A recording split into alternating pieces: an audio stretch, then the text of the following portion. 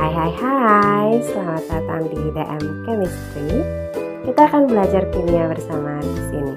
3, 2, 1, let's study. Halo teman-teman semua, hari ini kita akan pelajari salah satu materi kimia terkait hukum dasar kimia. Kemarin kita sudah mempelajari hukum dasar kimia yang pertama, yaitu hukum Lavoisier. Hari ini kita akan melanjutkan ke hukum dasar yang kedua, yaitu hukum Proust. Oke teman-teman, pada tahun 1799, salah satu ilmuwan kimia asal Prancis bernama Joseph Louis Proust mencoba meneliti perbandingan massa unsur-unsur pada beberapa senyawa. Nah, berdasarkan hasil penelitiannya ini diperoleh hasil percobaan untuk beberapa molekul. Yang pertama untuk molekul NaCl dengan komposisi dari natrium sebanyak 39% dan klorin 61%. Kalau kita sederhanakan, perbandingan natrium dengan klorinnya ini adalah 2:3. Dan juga pada molekul H2O dengan perbandingan hidrogen dan oksigen yaitu 11% dan 89%. Kalau kita sederhanakan, perbandingan hidrogen dan oksigennya ini 1:8. Dan juga pada molekul CO2 dengan komposisi karbon dan oksigen 7,3% berbanding 72,7%. Kalau kita sederhanakan, perbandingannya adalah 3:8. Nah, teman-teman, berdasarkan penelitiannya ini, Proust menyimpulkan bahwa perbandingan massa unsur-unsur penyusun suatu senyawa adalah tertentu dan akan selalu tetap. Nah, sebelum kita lanjut, kita kaji dulu kira-kira apa sih yang membedakan hukum yang pertama, yaitu hukum Lavoisier, dengan hukum Proust. Nah, kemarin kita kenal hukum Lavoisier yaitu hukum kekekalan massa, di mana hukum kekekalan massa ini berlaku jika perbandingan massa unsur-unsur penyusun suatu senyawa sama dengan perbandingan koefisien dari senyawa yang terbentuk. Nah, jika sama, hal ini menunjukkan reaksinya akan habis bereaksi. Nah, teman-teman, sementara itu pada hukum Proust ini kita kenal dengan hukum perbandingan tetap. Maka, perbandingan massa unsur-unsur penyusun senyawanya tidak selalu sama dengan perbandingan koefisien dari senyawa yang terbentuk. Maka akan ada kemungkinan terdapat reaksi yang bersisa di akhir reaksi. Nah, supaya lebih paham, mari kita lihat hasil percobaan dari Proust untuk pembentukan molekul air atau H2O. Nah, di sini teman-teman, ada 4 percobaan yang dilakukan di mana yang pertama, hidrogen direaksikan sebanyak 1 gram dan direaksikan dengan oksigen sebanyak 8 gram. Diingat ya, tadi perbandingan antara H dengan O pada pembentukan molekul H2O adalah 1:8. Maka di sini karena direaksikan 1 gram hidrogen dengan 8 gram oksigen, perbandingannya sudah pas ya 1:8. Maka air yang terbentuk adalah tinggal ditotalkan 1 gram hidrogennya ditambah dengan 8 gram oksigennya, maka terbentuk 9 gram oksigen. Nah, karena perbandingannya sudah pas 1:8, maka tidak ada sisa ya, baik hidrogen ataupun oksigen.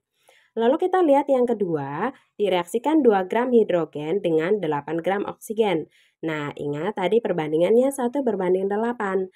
Tapi di sini hidrogen yang direaksikan ada 2 gram, berarti jumlah hidrogennya berlebih. Nah, maka massa air yang terbentuk tetap 9 gram, namun di akhir reaksi akan ada sisa dari hidrogen yaitu sebanyak 1 gram. Nah, kita lihat yang ketiga. Di sini direaksikan 1 gram hidrogen dan 9 gram oksigen. Perbandingannya tetap ya 1:8. Maka massa air yang terbentuk tetap 9 gram, tapi oksigennya tetap ada sisa 1 gram oksigen. Nah, yang berikutnya ada 2 gram hidrogen dan juga 16 gram oksigen. Berapakah massa air yang terbentuk?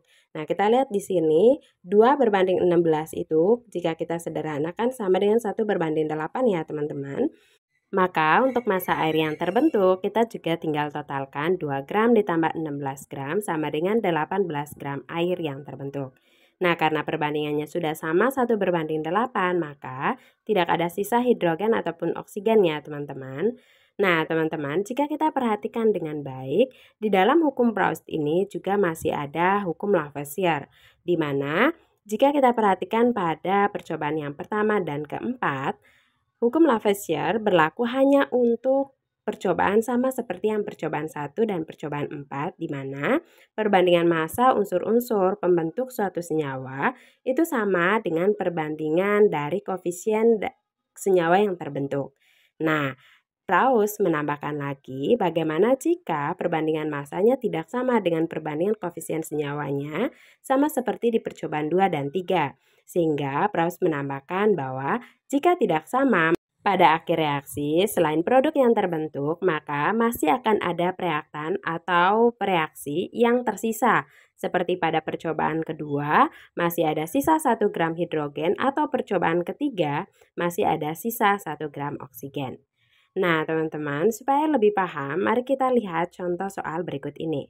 Yang pertama, perbandingan massa karbon dan oksigen dalam membentuk senyawa CO2 adalah 3:8. Maka kita diminta untuk menentukan berapakah massa karbon dioksida yang terbentuk dan adakah reaksi yang tersisa jika direaksikan 6 gram karbon dan 16 gram oksigen. Yang kedua, jika direaksikan 6 gram karbon dan 8 gram oksigen. Nah, teman-teman, kita kerjakan sama-sama ya. Tadi perbandingannya adalah 3:8. Oke, berarti C-nya 3, O-nya 8 ya. Nah, di sini direaksikan 6 gram karbon dan 16 gram oksigen. Nah, karena di sini 6 gram berbanding 16, itu kita sederhanakan akan sama dengan 3:8, maka kita tinggal totalkan saja ya teman-teman karena perbandingannya sama. Berarti 6 gram tambah 16 gram itu sama dengan 22 gram ya. Maka akan terbentuk 22 gram karbon dioksida. Nah, karena semuanya sudah terpakai, maka tidak ada reaksi yang tersisa ya teman-teman. Nah, kita lihat yang berikutnya, jika direaksikan 6 gram karbon dan 8 gram oksigen. Ingat tadi perbandingannya adalah 3:8, maka di sini karbonnya berlebih ya teman-teman. Hasil akhirnya terbentuk 3 tambah 8 berarti 11 gram karbon dioksida. Dan ada reaksi yang tersisa, yaitu reaksi karbon tersisa 3 gram karbon. Nah, bagaimana teman-teman? Bisa dipahami ya untuk contoh soalnya? Oke, teman-teman, selain menggunakan hasil percobaan untuk menentukan perbandingan massa unsur dalam senyawa, kita juga bisa menggunakan massa atom relatif. Nah, kita lihat contoh di sini. Berapakah perbandingan massa H dan O pada senyawa H2O jika ARH sama dengan 1 dan ARO sama dengan 16? Untuk teman-teman yang sudah pahami hukum Lavoisier, sebenarnya perhitungannya sama ya. Di sini kita coba hitung sama-sama. Perbandingan massa H dan O dalam senyawa H2O sama dengan 2 kali ARH berbanding 1 kali ARO. Ingat 2 tadi jumlah atom H ya, 1 itu jumlah atom O. Oke, maka sama dengan 2 kali 1 berbanding 1 kali 16. Maka diperoleh 2 berbanding 16 dan diperoleh perbandingan massa atom H dan O adalah 1 berbanding 8. Nah, kalau kita bandingkan sama ya teman-teman, tadi melalui percobaan Proust juga diperoleh perbandingan H dan O adalah 1 berbanding 8. Oke, jadi teman-teman, kalau nanti muncul tipe soal yang seperti ini, maka teman-teman bisa kerjakan sesuai dengan perbandingan massa AR-nya. Bisa ya teman-teman? Nah, kita lanjutkan ya teman-teman untuk penerapan hukum Proust. Jadi, hukum Proust ini kita bisa gunakan untuk menentukan kadar suatu unsur, baik kita tentukan dalam bentuk persen ataupun dalam bentuk massa. Nah, di sini kalau kita mau menentukan kadar suatu unsur untuk persentasenya, maka misal kita punya senyawa AXBY. Maka untuk menentukan persen unsur A tinggal X dikali AR unsur A, X ini jumlah unsur A-nya ya, per MR senyawa dikali dengan 100%. Nah, kalau misalnya kita mau menentukan massa, misal massa unsur A-nya, berarti X dikali AR unsur A per MR senyawa dikali dengan massa total senyawanya. Nah, supaya lebih paham, kita langsung lihat contohnya ya teman-teman. Nah, di sini kita punya latihan soal. Teman-teman silakan coba di rumah, nanti kita cocokkan hasilnya. Nah, di sini diketahui ARC sama dengan 12, H sama dengan 1, dan O sama dengan 16. Lalu kita diminta untuk menentukan massa oksigen yang terkandung di dalam 60 gram urea. Nah, teman-teman, paling pertama kita tulis dulu rumus senyawa dari urea ya, yaitu CONH2 2 kali. MR-nya adalah 60 gram per mol. Oke, lalu di sini untuk menentukan massa unsur O di dalam urea ini, berarti kita gunakan rumus massa unsur O sama dengan X kali AR unsur O per MR senyawa, berarti MR urea ya, dikali massa total senyawa, berarti massa total ureanya.